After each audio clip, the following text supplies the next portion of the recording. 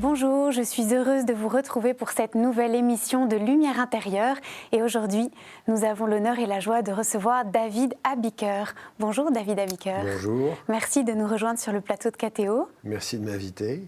Alors vous êtes journaliste et chroniqueur à la radio et à la télévision. Vous avez été professeur à Sciences Po.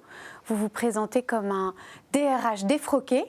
Vous avez écrit 2 ouvrages, Le Musée de l'Homme, le fabuleux déclin de l'Empire masculin. Et puis vous avez changé de voix brusquement et vous êtes devenu chroniqueur d'abord sur France Info, la matinale. Et aujourd'hui, vous présentez la matinale de Radio Classique. Vous êtes du matin, j'espère, David Abiker. C'est un métier où il faut se lever aux aurores. Alors comment s'organise votre vie ?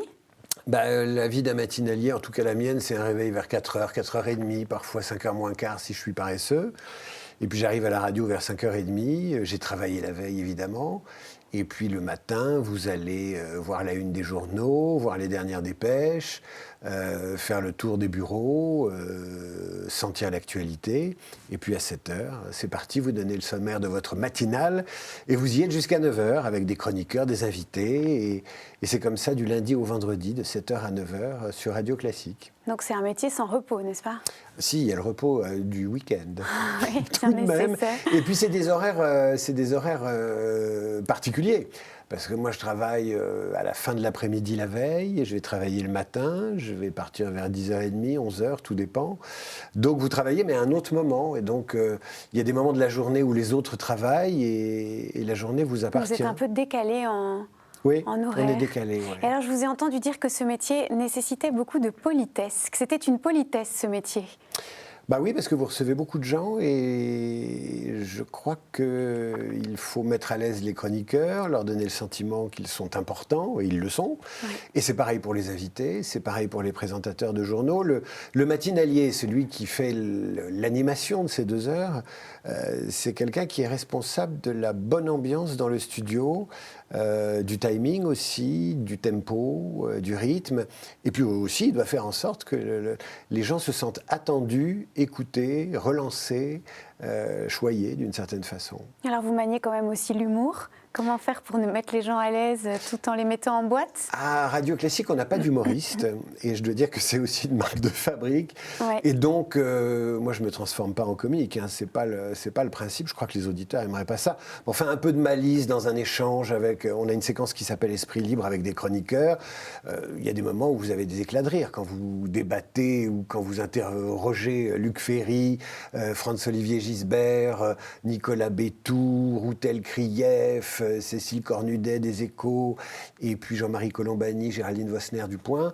Il y a des moments où, si vous voulez, l'humour s'invite. Il faut que l'humour soit inattendu, il faut que le comique soit un comique qu'on n'attend pas. Donc il est rare, mais il est bienvenu. Et alors surtout avec l'actualité. Vous êtes venu avec un invité mystère, Obi-Wan, votre chien.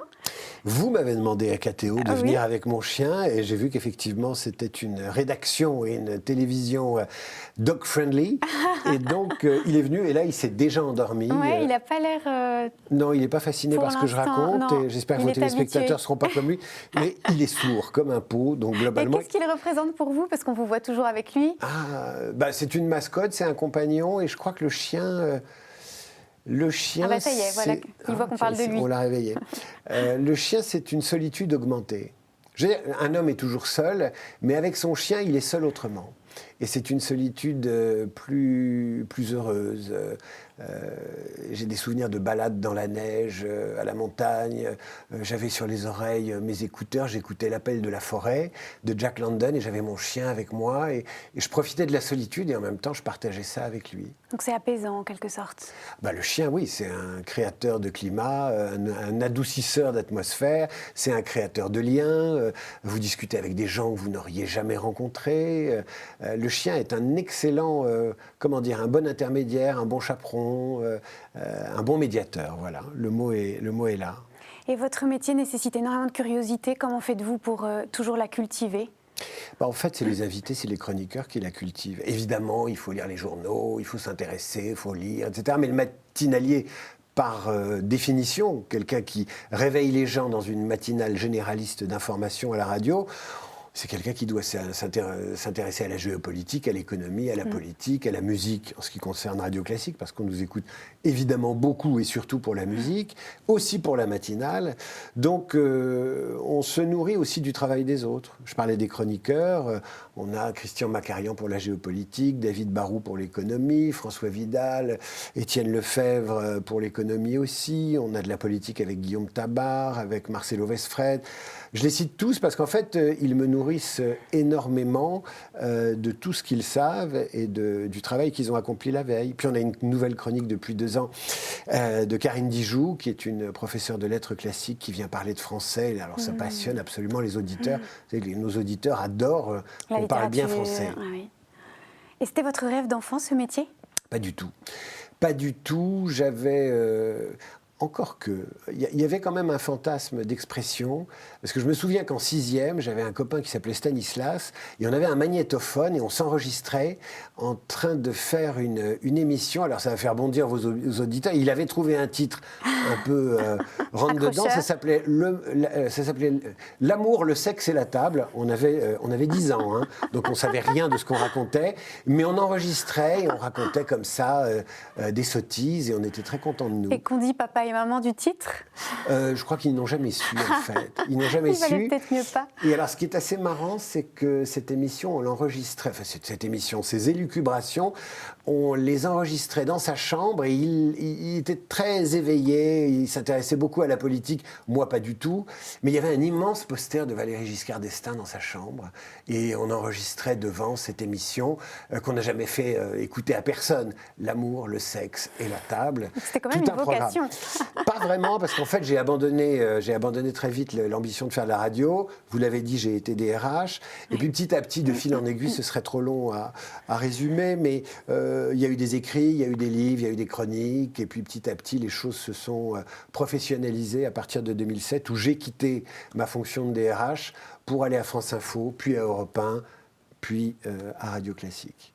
Et vous ne regrettez pas votre métier de professeur, parce que c'était un tout autre métier ? J'étais maître de conférence, donc j'ai enseigné 7 ans à Sciences Po. Le titre de professeur serait usurpé. À Sciences Po, on est maître de conférence, mais pas comme à l'université. On est maître de conférence parce que c'est comme ça qu'on dit à Sciences Po, mais on pourrait tout aussi bien dire chargé de cours. Un maître de conférence à l'université, c'est quelqu'un qui est en train de faire un doctorat, il y a une nomenclature particulière. Donc j'ai été maître de conférence à Sciences Po. Non, je ne regrette pas du tout, parce qu'en fait, je me suis moi-même ennuyé. Et au bout d'un certain temps, quand je me suis rendu compte que je m'ennuyais moi-même, je me suis dit, tu vas devenir, ou tu es déjà ennuyeux pour les élèves, donc je n'ai pas tenu à y rester. Alors, vous venez nous présenter aujourd'hui votre concert de Noël, le concert de Noël de Radio Classique. Ouais. C'est un petit peu tôt pour la saison, mais ça nous met déjà dans l'atmosphère des tourbillons de neige et des flocons. Au moment où l'on parle, je pense que les réservations sont ouvertes, puisque c'est début décembre, hein, c'est le premier week-end de décembre. Je n'ai pas les dates précises en tête, mais ça doit être le 7 décembre à 15h et à 20h pour le dimanche, donc le 6 pour le samedi, ou quelque chose comme ça, ou le vendredi soir qui précède. Et donc le concert de Noël, c'est un grand rendez-vous qui se tient à Paris, au Théâtre des Champs-Élysées, et puis à Bordeaux. Jean-Michel Duez présente en général le concert de Noël de Bordeaux, et moi, ce sera la 4e année où je présente le concert de Noël au Théâtre des Champs-Élysées. C'est un rendez-vous que j'adore. On met un smoking, les gens viennent. D'une certaine façon, c'est Noël avant Noël, et programmation musicale faite par Jean-Michel Duez, qui est très réconfortante, très émouvante. Alors cette année, il y aura du Tchaïkovski, il y aura du Mozart, il y aura du Bach, enfin il y aura toutes les têtes de série, si j'ose dire. Merveilleux. Mais c'est toujours extraordinaire parce que les gens viennent en famille, ils viennent de province, ils viennent de Paris, avec des enfants, avec la grand-mère, avec les parents. Et c'est un vrai paquet cadeau, quoi. Il y a les chocolats que vous préférez, ils sont dans le paquet cadeau, vous ouvrez, c'est de la musique très mélodique, très accessible. C'est ce qu'on veut faire aussi à Radio Classique. Et moi, je présente ça en essayant de détendre un peu l'atmosphère, parce que la musique classique, on dit c'est un public averti, il faut connaître, etc. Et en fait, je fais toujours un comparatif, mais c'est un peu comme le vin. Pour aimer le vin, vous n'avez pas besoin de connaître tous les cépages. Il faut juste avoir un peu de palais. Et pour aimer la musique classique, il faut avoir un peu d'oreille. Et encore, si la mélodie est bonne... Et vous êtes musicien vous-même ? Pas du tout. Pas du tout, mais j'ai été élevé par un mélomane. Mon père écoutait beaucoup de musique et pendant 20 ans, en Bretagne, il a organisé des concerts de musique classique. pendant qu'il était en retraite, il avait une association qui s'appelait le 5 à 7 musical. Et pendant 20 ans, il a fait venir des jeunes musiciens qui sortaient de conservatoires, de Paris ou de province. Et il leur a organisé des concerts et ça a nourri merveilleusement sa retraite. Et il m'a fait écouter beaucoup de musique classique quand j'étais môme. Et j'ai failli en être écœuré. Et puis les hasards de la vie ont fait que j'ai atterri à Radio Classique et je m'y suis remis. Et j'ai d'ailleurs présenté pendant 5 ans des émissions de musique classique sur Radio Classique. Très bien. Alors, je vous rappelle que vous êtes sur KTO. Dans l'émission Lumière intérieure, nous recevons David Abiker qui vient nous présenter son métier de chroniqueur, la matinale sur Radio Classique et ce concert de Noël magique pour tout bientôt finalement.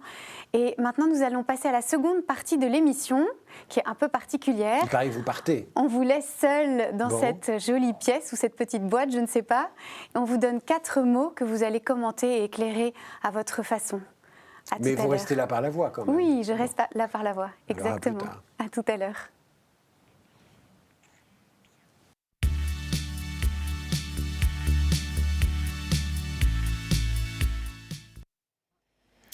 David Abiker, est-ce que vous êtes bien confortablement installé ? Parfaitement, je n'ai pas encore utilisé le repose-pied, mais ça ne saurait tarder. Vous allez faire comme le chien finalement. Il s'est endormi et il ronfle, alors j'espère ne pas faire pareil. Alors, le premier mot auquel nous avons pensé en pensant à vous, c'est le mot voix. Ah. Alors la voix, ouais, c'est important. C'est important. Alors, parfois les gens me disent, mais je vous reconnais à votre voix. Pour moi, la voix, si vous me dites la voix, évidemment, les premières voix, c'est celle des parents. Pour moi, c'est celle de Jean-Louis Trintignant qui raconte Le Petit Prince. La version du Petit Prince, on pense toujours à celle de Gérard Philippe. Mais pour moi, la voix de Jean-Louis Trintignant, que ce soit Le Petit Prince, parce que je l'écoutais quand j'étais tout petit, sur un enregistrement Philips, mais ensuite, j'ai toujours été fasciné par la voix de Jean-Louis Trintignant. Je trouve que c'est une voix à la fois calme, qui est d'une fausse neutralité, et qui, dans sa tranquillité, vous emmène sur des territoires absolument inédits. Et donc, évidemment, la voix...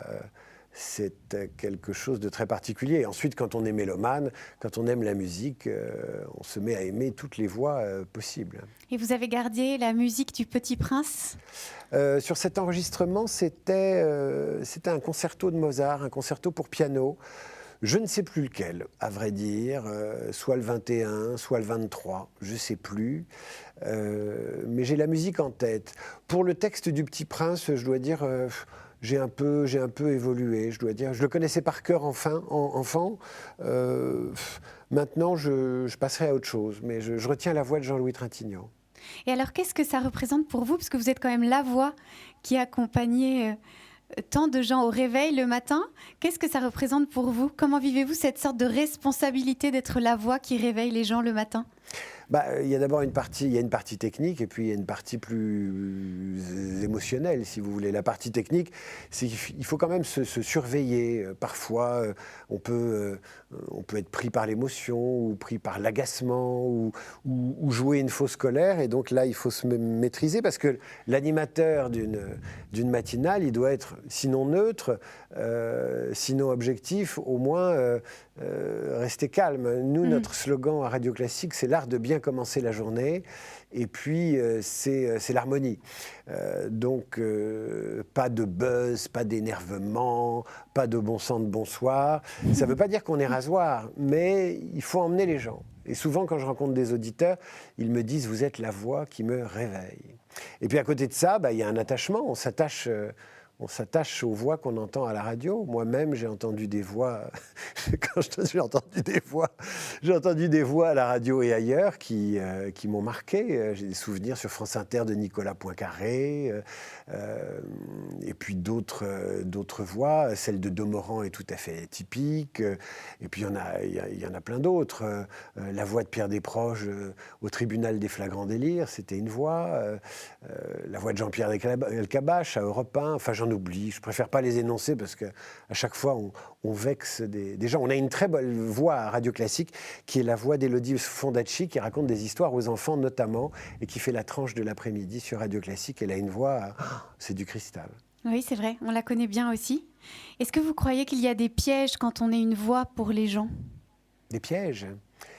Est-ce qu'on peut construire et briser? Est-ce qu'on peut allumer la lumière et l'éteindre? Ah, je pense qu'il y a des voix, il y a des voix qui réconfortent, évidemment, oui. Je pense qu'il y a des voix qui réconfortent. J'avais enfant une marraine qui s'appelait Anne-Marie, qui est morte malheureusement.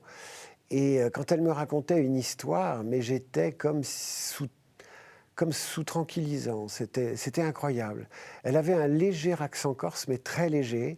Et je dois dire que quand elle me racontait une histoire, j'avais la poitrine qui se remplissait d'espèces de baume. Je me sentais transporté. Et ensuite, il y a la voix évidemment des parents. Mon père me racontait beaucoup d'histoires. Mon père me racontait beaucoup de carabistouilles aussi. Il adorait inventer des canulars, des choses comme ça. Donc évidemment, la voix des parents. Et puis parfois, vous rencontrez quelqu'un et puis sa voix vous semble familière et vous ne l'avez jamais vue. Ça, c'est un mystère de la voix aussi. J'ai rencontré comme ça une jeune femme qui s'appelait Emma. Et la première fois que je l'ai entendue, je me suis dit, mais tu as une voix incroyable. Où est-ce que j'ai entendu ta voix? Et je cherchais dans le cortège des comédiennes françaises une voix. Et en fait, non, c'était sa voix. Il y a des saints, vous avez dit tout à l'heure que vous aviez entendu des voix. Vous nous avez parlé de votre marraine, de vos parents, de votre papa. Mais est-ce qu'il y a des saints qui disent entendre des voix? Il y a Jeanne d'Arc. Il y a Jeanne d'Arc. Voilà, il y a Jeanne d'Arc. Est-ce que c'est la voix de Dieu qu'on entend? Il y a Mère Teresa aussi. Alors elle, c'est un peu différent de Jeanne d'Arc. Elle n'entendait pas une voix dans son oreille, mais des voix intérieures, une espèce de voix qui lui demande là de quitter son couvent pour aller fonder les missionnaires de la charité. Vous croyez que Dieu a une voix? Je crois que les gens qui l'entendent choisissent la foi ou sont pris par la foi. Je dois dire que moi, c'est plutôt une présence que j'entends, ou en tout cas, on dit que j'ai de l'humour. Et cet humour, je le tiens de mon père. Et il y a des jours où je fais des blagues et je me dis, c'est pas possible, il est là, quoi. C'est lui qui m'inspire. Mon père n'avait rien d'un saint ni rien du bon Dieu, mais c'était un homme de bonne volonté. Et parfois, je me retrouve dans des situations, je me dis, c'est pas possible, c'est lui qui m'inspire, quoi. Alors, ça n'est pas Dieu et Mère Teresa, ça n'est pas Jeanne d'Arc et la mission que lui a confiée le bon Dieu, mais la présence des êtres disparus est une façon d'entendre des voix. Par exemple, avec mon cousin Philippe, on parlait énormément de ma grand-mère Zazou, qu'on appelait Zazou, et qui était une cuisinière incroyable parce que c'était une juive marocaine, donc vous imaginez bien que la cuisine, le Maroc et la mère juive, ça fait plutôt bon ménage. Et on en parle encore. Et elle nous parle encore, et mieux que ça, quand on se balade, on fait toujours avec mon cousin de nombreuses balades, on se met à parler comme ma grand-mère, qui parlait comme ça, un petit peu en roulant les airs, etc. Ni un accent italien, ni un accent égyptien, mais cet accent des Juifs du Maroc francophone qui revient. Et elle est là, elle est présente. Donc effectivement, on peut entendre des voix à travers les souvenirs des êtres aimés. Voilà. Qu'on sent présent avec nous alors même qu'ils ont disparu. Oui, mais pas tous. C'est ça qui est assez curieux. C'est-à-dire que vous ne savez pas pourquoi les gens finissent par compter ou ressurgir dans votre quotidien. C'est très curieux. Il y a des gens que vous aimez et ils ont disparu à jamais, vous ne les entendez pas, vous vous souvenez seulement. Et puis dans les deux exemples que je vous ai donnés, c'est-à-dire l'esprit de mon père, cet humour un peu caustique, cette façon de regarder les choses, il est là. Et ma grand-mère qui nous a pourri gâtés d'amour, d'affection, elle est toujours là. Je dois dire que ces deux exemples... Et puis il y a ma marraine, effectivement, qui est là, cette marraine corse, Anne-Marie. Non, c'est très curieux. Pourquoi les voix restent et pourquoi on les entend encore après la disparition des gens? C'est un mystère, mais c'est très bien que ce soit un mystère. Ils sont peut-être vraiment là, qui sait? Ah. On serait bien contents.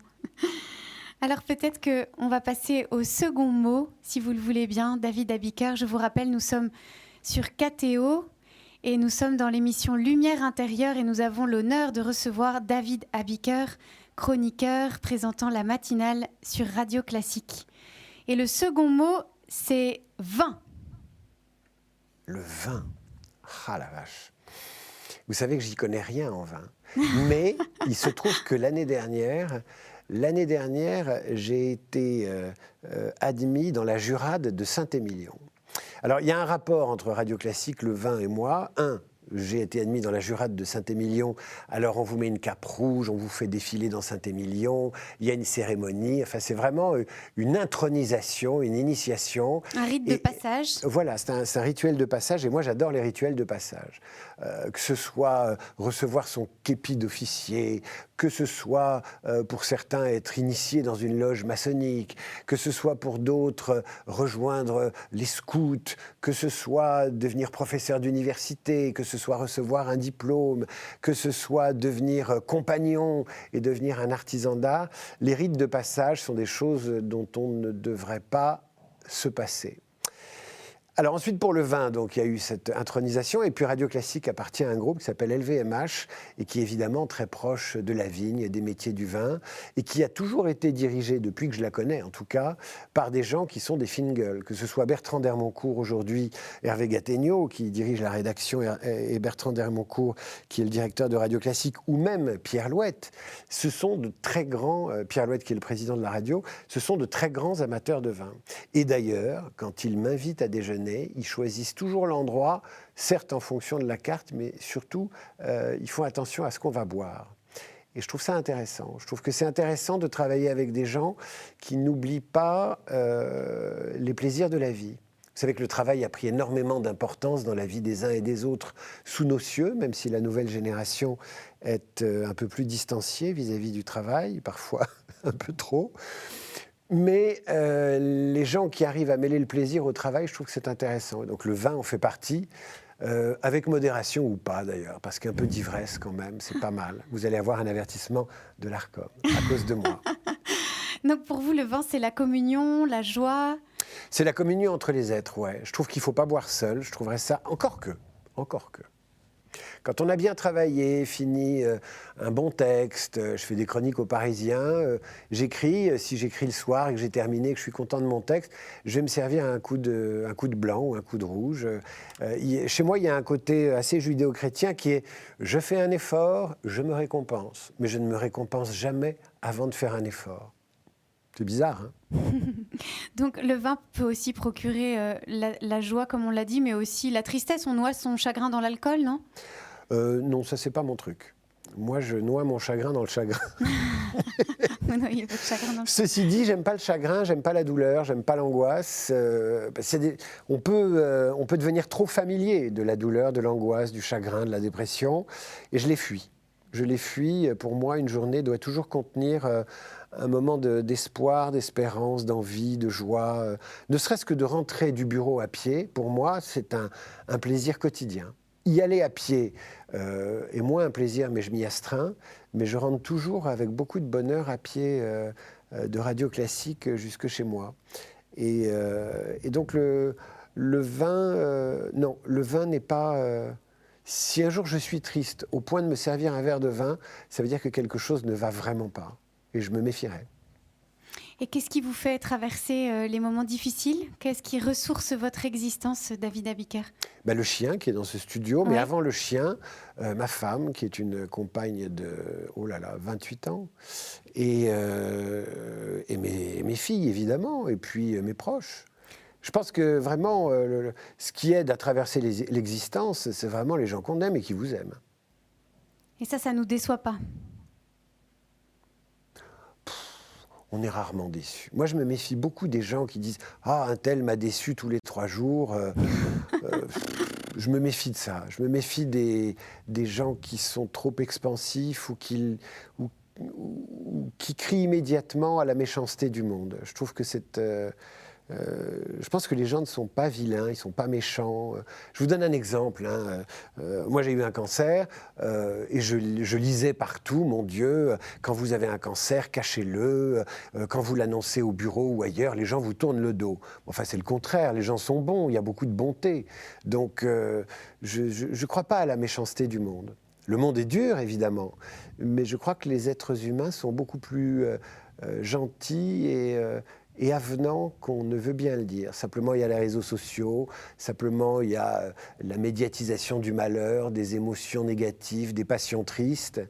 Donc effectivement, vous avez raison, de temps en temps, un coup de jaja, ça ne fait pas de mal. Et ce cancer, ça a été une expérience importante dans votre vie ? c'était une maladie d'abord. Ouais. Parce que les gens Un disent... choc. Non, mais maintenant, il y a tout un cinéma autour du cancer et de la maladie. On dit, j'ai eu une maladie, je l'ai traversée, et donc c'est un rituel de passage. Non, une maladie, un cancer, c'est quelque chose dont on peut se passer. Ça n'est pas un rituel de passage. Les gens disent, le cancer m'a rendu meilleur, je profite davantage de la vie depuis. Bon... J'avais un médecin qui disait j'ai des malades, un malade con qui rentre dans un cancer, il guérit et il en sort tout aussi con qu'il est entré. Et je suis assez d'accord avec ça. Je veux dire, le cancer n'est pas là pour rendre les gens bons comme une épreuve qui aurait son côté positif. Je le dis à vos téléspectateurs, si vous pouvez éviter le cancer, évitez-le. Je le dis avec un peu de malice, mais c'est pour fendre un lieu commun assez pénible qui voudrait que la douleur nous rend meilleurs. Ça, j'y crois pas du tout. Si on peut éviter la douleur, c'est très bien. Par contre, on peut aussi éviter d'infliger de la douleur aux autres. Donc finalement, c'était pour vous que quelque chose de négatif? Il y a en médecine un truc qu'on appelle les bénéfices secondaires de la maladie et le fait de se faire plaindre. J'ai fait un livre là-dessus, d'un type qui a un cancer et qui en profite pour se faire plaindre et se faire chouchouter et même se victimiser, ce qui est quand même un signe des temps et une tendance très précise aujourd'hui. Et donc, les bénéfices secondaires, c'est quand vous avez une maladie, mais qu'à côté de la maladie, vous avez des choses qui vous réconfortent. Ça peut être l'amour d'un proche, ça peut être le fait de se faire chouchouter, ça peut être le fait d'être entouré. Et puis surtout, le principal bénéfice, c'est de guérir. Quand on a une maladie, quelle qu'elle soit, il faut s'engager de façon très professionnelle et de façon très... volontaire dans le chemin de la guérison, si évidemment le pronostic vital est bon. Et s'il ne l'est pas, mon Dieu, tous les moyens sont bons pour essayer de garder le moral. David Abiker, merci beaucoup. On parlait du vin. Est-ce que le vin a quelque chose à voir avec la beauté de la création ? Le vin, il a une place particulière dans la Bible, évidemment. Dans le Cantique des Cantiques, il est question de raisin, de vin qui coule à flot. Moi, j'allais en vacances dans le Doubs quand j'étais petit. Et dans le village que nous fréquentions, j'allais à la pêche avec mon oncle, il y avait des dîners, des déjeuners du dimanche. Et à ces déjeuners du dimanche, il y avait un abbé qui venait, qui était l'ami de la famille. C'était un très beau type qui ressemblait à Charlton Heston, avec sa soutane. Il arrivait en vélo. J'étais fasciné par sa façon de descendre de vélo. Il avait une façon d'enjamber son vélo et d'en descendre, on aurait dit. Je me disais, c'est Zorro qui arrive, quoi. Donc j'étais fasciné par ça. Et j'allais traîner dans l'église. J'avais pas d'éducation religieuse, mais ma grande-tante était la bonne de ce curé. On disait une bonne du curé à l'époque. Elle vivait à la cure. Enfin non, elle vivait pas à la cure. Elle l'assistait à la cure et elle vivait chez elle. Et donc, pour moi, l'église était un peu une maison de famille, quoi. Enfin, elle n'était pas loin de la maison où on passait nos vacances. Et j'allais traîner à la cure et j'ai dû poser tout un tas de questions sur le vin de messe. Je voulais qu'il me montre le vin de messe. Je voulais voir ces grands tiroirs où il rangeait les habits de messe qui étaient brodés. Ma mère a fait beaucoup de broderie et donc j'étais fasciné par les vêtements de messe brodés à la main. Et puis il y avait dans l'église un Saint-Michel avec une épée. Je crois que c'était Saint-Michel terrassant le dragon. Et moi j'étais fasciné par l'épée. Saint-Michel, ça me disait rien, mais alors l'épée, et je disais à l'abbé Georges Chollet, tu veux pas me prêter l'épée ? Je le tutoyais en plus, enfin bon. Tu veux pas me prêter l'épée ? Il me disait, mais non, c'est l'épée de la statue, on peut pas l'enlever. Et donc voilà, si vous me parlez du vin de messe, je pense à ça. Et d'ailleurs, il y a aussi une histoire d'ivresse, non, dans la foi ? Être ivre de Dieu, on entend ça. Alors ça, c'est autre chose. Mais là, je ne m'aventure pas parce que moi, je n'ai pas... je suis fils d'une mère catholique et d'un père juif. Donc vous imaginez que je suis un être hybride.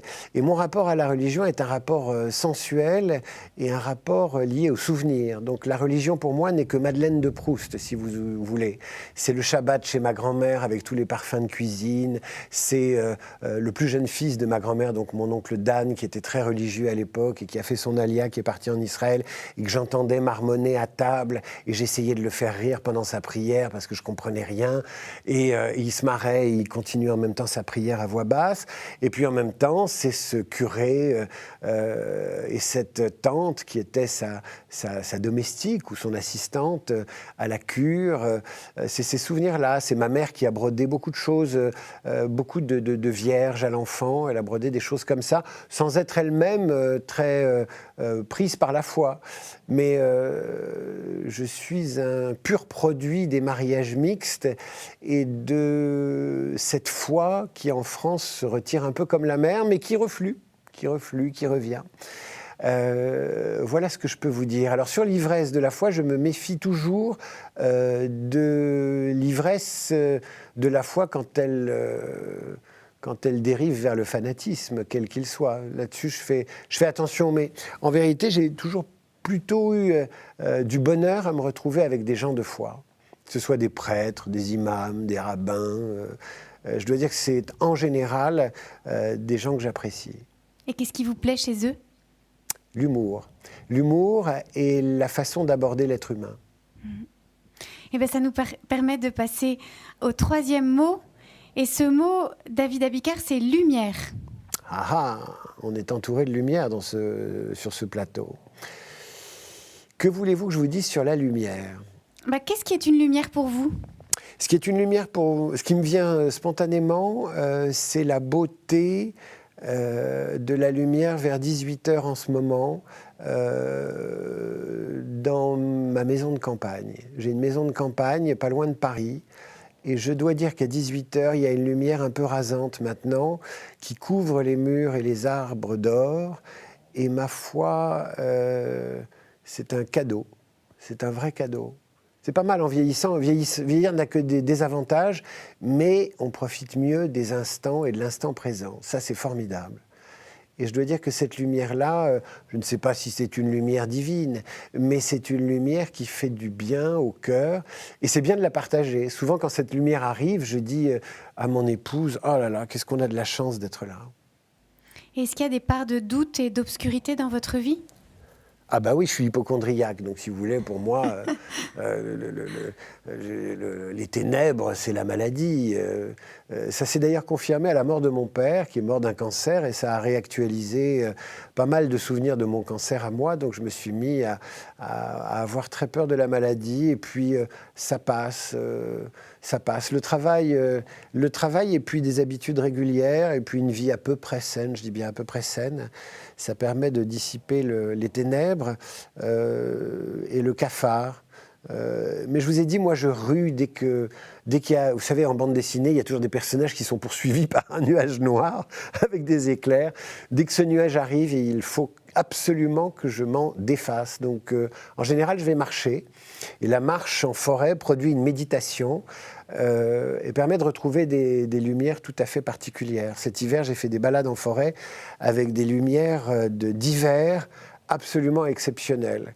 Et dans ces cas-là, eh bien, la marche est une méditation. Je sais où vous voulez m'attirer, vous voulez m'emmener vers la prière, vous voulez m'emmener vers la méditation. Alors je ne peux pas dire que je prie au sens littéral et religieux du terme, mais quand même, quand vous vous baladez en hiver dans une forêt avec votre chien, que vous n'écoutez que les bruits de la forêt, je peux vous dire que vous êtes en pleine méditation et que la forêt vous donne beaucoup, beaucoup de choses.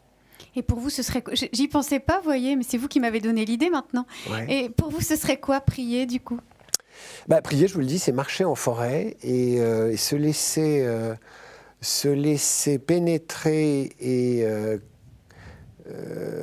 caressé par les bienfaits de la forêt et ses bruits. Donc c'est le bruit des feuilles dans les arbres, c'est le tac-tac d'un pivert, c'est un chien et son maître qu'on va rencontrer, c'est une ligne d'horizon, c'est un chemin que vous regardez et qui serpente. Et à chaque fois, je suis assez étonné parce qu'il n'y a que dans la forêt, et peut-être en montagne aussi, que je me dis, mon Dieu, mais que c'est beau. Et là, je viens de dire mon Dieu, je dis souvent mon Dieu, et pourtant, je ne suis pas un très bon croyant. Donc pour vous, c'est pas vraiment quelqu'un. Il n'y a pas quelqu'un qui qui regarde David Abiker dans la forêt, qui l'enveloppe de sa douceur et de sa tendresse? Et pourquoi pas? Et pourquoi pas? Est-ce qu'il n'y a pas quelque chose de druidique à marcher dans la forêt, à en saisir les bruits? Quand je ferme mes volets le soir dans cette maison de campagne, je lève toujours les yeux vers le ciel. Je suis toujours séduit par l'immensité. Et quand vous êtes à la campagne, vous savez qu'à Paris, vous avez une lumière céleste qui est polluée, alors qu'à la campagne, elle est beaucoup moins polluée par les lumières de la ville. Donc vous regardez la voûte étoilée et évidemment, vous vous dites, sommes-nous seuls? Qui a fait ça? Je suis tout petit. Donc devant l'expérience de sa fragilité et de sa petitesse, là, on se dit, il y a quelqu'un de grand qui me conduit peut-être. Vous vous dites, on est sur une planète toute petite et on est capable de batailler, de s'engueuler, de se faire la guerre, alors qu'elle est vraiment un grain de riz dans l'univers. Et vous vous dites, à quoi bon? Maintenant, effectivement, il y a quand même un vertige quand vous regardez le ciel et vous vous dites, c'est pas possible, quoi. Quelle est la clé? Quelle est la clé? Alors, il y a des gens qui disent, ils veulent une clé absolument. Ils veulent une explication absolument. Et ils vont la chercher, pas nécessairement dans la religion, ils vont la chercher, il y en a qui vous disent, la Terre est plate, d'autres qui vous disent, l'homme n'a jamais marché sur la Lune, d'autres vous disent, la solution, c'est le rejet, c'est la colère. Enfin, vous savez qu'on cherche des solutions simples à des problèmes très complexes. Je trouve que c'est pas mal de se laisser habiter par le doute. Et dans Conclave, d'ailleurs, ce film intéressant sur la façon dont le pape est choisi, qui est une vraie fiction, hein, je ne suis pas sûr qu'il ait fait que des heureux chez vos téléspectateurs, mais il y a un passage sur le doute extraordinaire de Ralph Fiennes, le comédien qui joue ce cardinal qui doit organiser l'élection du nouveau pape, et il parle du doute, et il dit le doute marche main dans la main avec la foi, et je trouve que c'est un passage qui vaut pour la foi chrétienne et qui vaut pour toutes les foi. Ça permet à la fois de se questionner sur pourquoi y a-t-il quelque chose plutôt que rien, et en même temps le doute évite de sombrer dans l'exclusion, dans l'anathème, dans le blasphème aussi, et surtout dans le rejet des autres. Donc le doute et la foi doivent marcher main dans la main. C'est ce que j'ai retenu de ce sermon du cardinal de cinéma. Et la mort, vous y pensez ? Bien sûr, j'y pense. J'y pense parce que ma mère vient d'entrer en EHPAD et donc j'y pense. Ouais. Évidemment, on y pense pour soi. Parce que ma mère est un peu diminuée, donc elle a beaucoup de moments d'absence. Et en même temps, j'essaye de faire ce qu'il faut pour. Je vais la voir très souvent. Et c'est un passage. C'est un passage de voir vieillir ses parents. Avant même qu'ils rentrent dans une maison de retraite ou qu'ils entrent dans le grand âge, c'est un passage de voir ses parents en souffrance ou de voir partir ses parents. On devient... pas le parent de ses parents, mais enfin, ils ont veillé sur vous toute votre vie, et à ce moment-là, vous vous rendez compte qu'il faut veiller sur eux. Vous avez décrit ça magnifiquement dans ce très beau texte « Nourrir sa mère » que vous avez publié, où vous dites, c'est assez touchant, qu'à la fois c'est une douceur et à la fois une grande violence. Bien sûr, c'est une douceur parce que vous retrouvez des gestes de douceur dont vous avez bénéficié, vous en faites bénéficier votre père ou votre mère en le nourrissant, en le caressant, en essayant on les traite presque comme des bébés dans un berceau. Et en même temps, c'est violent parce que vous savez que la mort n'est pas très loin, non seulement pour vos proches, pour la personne qui est très âgée, mais aussi pour vous. Enfin, je veux dire, moi j'ai 56 ans, il me reste 25 ans. Quand je vois 25, peut-être 30, mais quand je vois à quelle vitesse sont passées les 25 dernières années, je peux vous dire, je profite de chaque instant, de chaque matinale radio, de chaque promenade avec mon chien. Et pour vous, cette mort, c'est une obscurité ou une barrière infranchissable ? Non. Non, j'ai un peu moins peur. J'ai un peu moins peur maintenant. J'ai un peu moins peur maintenant. Pourquoi ? J'en sais rien. J'en sais rien. Je ne saurais pas vous dire. Peut-être parce que je crois que je suis heureux et que le moment venu, je pourrais me dire, s'il n'y a pas de drame dans les 25 prochaines années, je pourrais me dire, t'as eu ton compte, te plains pas. Mais donc après, c'est fini ? J'en sais rien. Qui suis-je pour vous dire qu'après, c'est fini ? J'en sais rien. Parfois, je me dis, avec quoi tu veux être enterré ? Alors je pense à mes joujoux, je pense à un portrait, je pense, j'en sais rien. Non,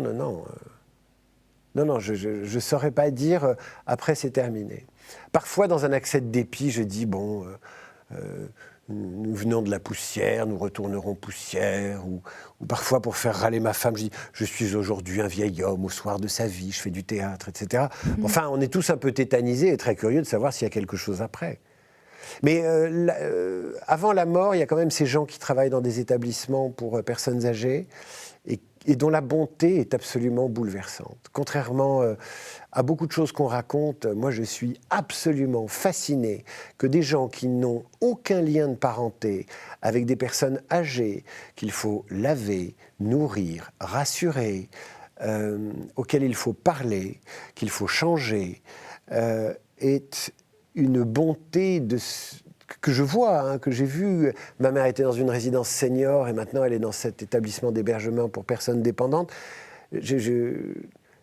Ça me bouleverse peut-être encore plus que l'état de ma mère. C'est-à-dire la capacité de bonté des aides-soignantes, des aides de vie, des gens qui apportent les repas. Je suis sidéré de cette force. Je l'ai dit dans la chronique, Napoléon, Batman et Gladiator n'oseraient jamais ce qu'osent et font au quotidien ces personnes. Donc la tendresse vis-à-vis de quelqu'un en extrême dépendance, pour vous, c'est la plus grande force ? Ceux qui sont capables de prodiguer ces soins sont pour moi des surhommes, mais le plus souvent c'est des surfemmes. Si vous voyez ce que je veux dire, c'est des professions très féminisées. Et donc je suis impressionné par cette capacité de soin. Et il faut le dire. Il faut le dire et le répéter, parce que sinon, si on laisse faire des médias et le tempérament français familier des passions tristes, on va accabler ces métiers ou on va en dégoûter ceux qui seraient tentés par le soin, que ce soit dans le public ou dans le privé. Et si on dégoûte une génération de gens qui pourraient avoir la vocation pour prendre soin des autres, nous sommes absolument foutus. Foutus de chez foutus, et foutus à cause de nos colères et de notre capacité à voir les choses en noir. Donc, non, vraiment, il ne faut absolument pas écœurer les gens qui ont la passion du soin ou qui sont arrivés dans ces métiers, parfois qui sont mal rémunérés, mal reconnus.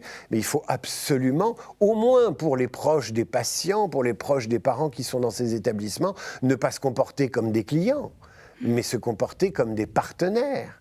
Alors certes, il y a peut-être des endroits où ça déconne, et on l'a vu grâce à certaines publications. Enfin, la grande majorité des gens qui aident les personnes âgées sont des gens qui me paraissent particulièrement méritants. Merci beaucoup David Abiker. Et ça nous permet d'aller au dernier mot. Et ce dernier mot, c'est transmission. Ah, la transmission. Alors la transmission, ça a plusieurs sens. Un régiment de transmission, c'est quelqu'un qui s'occupe des talkie-walkie et de la radio. Ah oui, ça vous parle, on appelait pas ça les transmissions. J'ai fait mon service militaire, mais pas dans les transmissions. J'ai fait mon service militaire dans le train. Je suis officier de réserve, et donc j'ai fait mon service, mais enfin on a appris quand même ça. Ensuite, la transmission, y a le sujet d'actualité, la fiscalité et l'héritage. Est-ce qu'on doit taxer davantage l'héritage pour plus de distribution ? De toute façon, en France, on veut tout taxer en ce moment, donc c'est un concours de taxes. Et puis, il y a la question de la transmission de l'héritage. Je vous parlais de ma grand-mère tout à l'heure. Elle nous a transmis des choses incroyables. Elle nous a transmis son souvenir. Les gens déjà qui arrivent à vous transmettre leurs souvenirs, à vous transmettre leur présence au-delà de la mort, c'est quand même incroyable. Et là encore, c'est beaucoup sa tendresse et son affection chaleureuse qui vous a marqué profondément. Oui, il y a ça, et puis il y a la transmission. Je vous parlais de la musique. Mon père m'a transmis un certain goût pour la musique. Ma mère, un certain goût pour l'artisanat, pour les arts. Et puis les profs aussi. Les profs vous transmettent des choses. J'avais un prof, j'ai fait une 6e à l'institution Saint-Joseph de Caen. Et on avait un prof de maths qui nous faisait faire la prière le matin. J'étais un peu terrorisé à ce moment-là, j'avais peur d'être embrigadé. Et puis finalement, maintenant, le « je vous salue » au début du cours de maths, finalement, il m'a laissé un souvenir attendri. Mais la transmission, oui, c'est des profs, c'est des professionnels qu'on a croisés dans sa vie qui vous ont transmis des savoir-faire. C'est un monsieur avec lequel j'ai réparé ma maison et retapé ma maison, qui s'appelle Jean-Pierre, avec lequel j'ai discuté des corps de métier, les couvreurs, les plombiers, les peintres. Moi, je suis fasciné par l'artisanat, que ce soit l'artisanat d'art ou l'artisanat tout court, donc je trouve ça formidable. Je suis un grand avocat des métiers de la main, même si je ne suis pas un gros bricoleur, mais enfin, je fais ce que je peux. Et vous dites que vous aviez été très, très frappé par l'incendie de Notre-Dame ? Oui, j'ai été frappé par l'incendie. Je crois qu'on a tous été abasourdis par ce qui se passait. Mais j'ai été encore plus admiratif par la reconstruction de Notre-Dame. À Radio Classique, nous, on était très...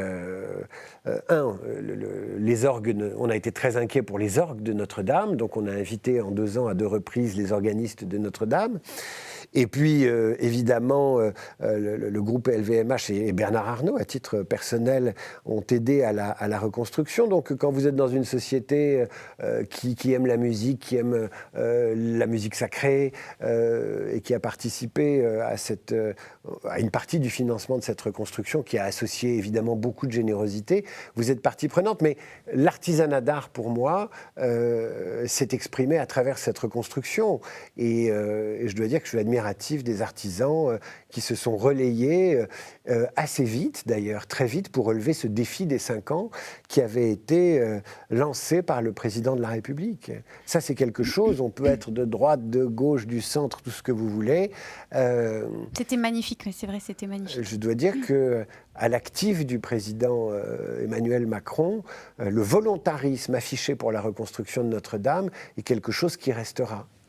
Ah, Obi-Wan est d'accord. Il est là. Alors, on a parlé de ceux qui vous ont transmis, vos parents, les professeurs, votre grand-mère. Et vous, David Abiker, qu'est-ce que vous aimeriez transmettre ? On ne se rend pas compte de ce qu'on transmet. Ça, c'est un truc que j'ai appris. Je vais vous donner quelques exemples. Vous rencontrez parfois dans la rue des auditeurs de Radio Classique et ils vous disent « Je ne peux pas me réveiller sans Radio Classique le matin ». Et vous vous dites, mais pourquoi ? Ah, mais c'est votre voix. Ah, mais c'est Christian Macarian. Ah, j'adore Gisbert. Ah, j'adore un tel. Ah, et puis vous avez une façon de nous réveiller qui est tranquille, vous ne nous agressez pas.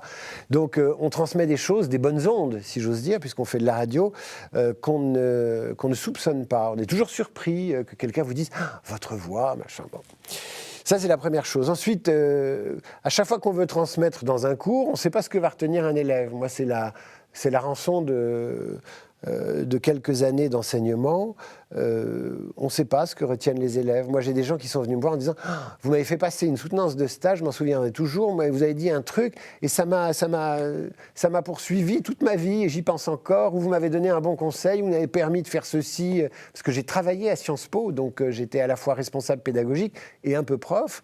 Et il y a des élèves comme ça qui reviennent. Alors, ce sont devenus des grandes personnes. Moi, je vois arriver des adultes. Ils me disent, j'ai été votre élève. Et je me dis, mais c'est pas possible. On n'a quasiment pas d'écart d'âge. Et ils me disent, ah, bah, vous m'avez rendu un fier service. Ma foi, tant mieux. Et puis, la transmission, c'est ce que vous ont transmis vos parents, vos proches, vos aînés. Et vous avez 2 filles, vous nous avez dit ? Oui, elles me transmettent des choses. Ouais. Et vous leur transmettez aussi ? Je ne sais pas ce que je leur ai transmis. Peut-être quand je les vois cuisiner, comme j'ai beaucoup cuisiné pour mes filles, je les vois cuisiner, je les vois bien se débrouiller en cuisine et elles font des trucs. Elles font des trucs, elles ont un sens de la présentation.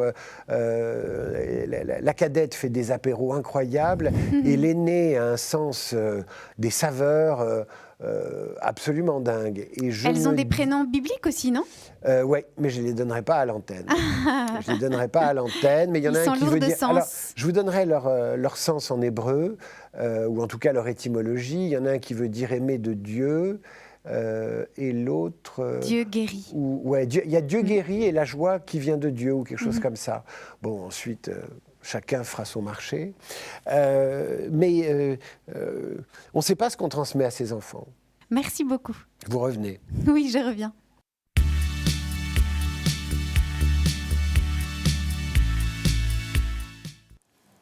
Nous sommes sur Lumière intérieure et nous recevons David Abiker. Alors David, comment avez-vous ressenti cette expérience des mots dans votre petite pièce seule à écouter ma voix? En fait, on lève les yeux au ciel. Instinctivement, on va chercher l'inspiration vers le haut, on ne va pas la chercher vers le bas. Ah, c'est joli. C'est curieux, hein? Enfin, en tout cas, moi, c'est mon cas. Vous avez des invités qui vont directement chercher la caméra pour parce qu'ils ont l'habitude de la télévision. Moi, enfin, j'en ai fait beaucoup, mais moins. Mais je crois que quand l'intervieweur n'est pas en face de vous et que vous lui posez des questions, on a tendance à aller chercher l'inspiration comme ça. Moi, j'ai été beaucoup comme ça.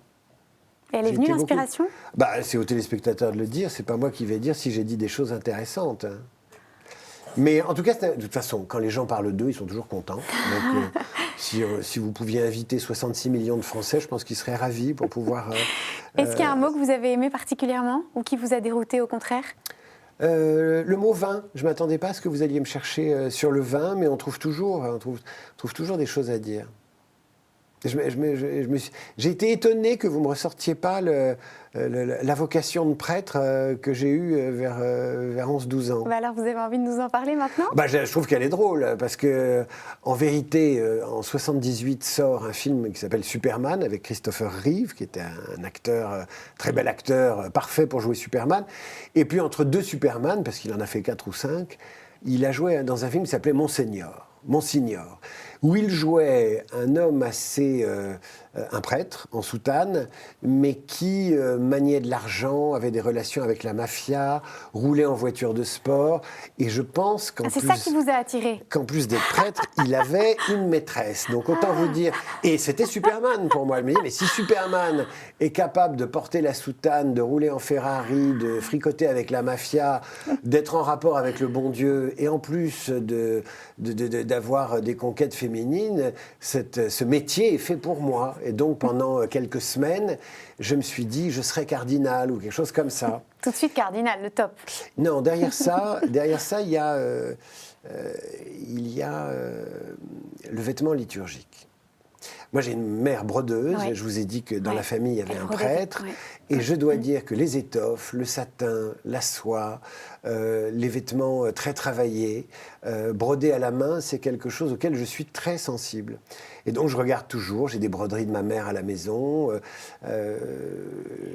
des représentations religieuses même qu'elle a brodées. Et je suis très impressionné par son travail et par le travail de broderie. C'est des choses qui se perdent absolument. Et les gens qui aiment le plus ça aujourd'hui, il y a évidemment une tradition bretonne de broderie, mais ma mère faisait des choses plus sophistiquées. Et c'est souvent à l'étranger. Les gens sont fascinés en Belgique, en Suisse, les Chinois, les Japonais sont absolument fascinés par ce travail de broderie parce qu'ils savent. Alors David Abiker, si vous aviez une dernière parole à dire avant de mourir, qu'est-ce que ce serait ?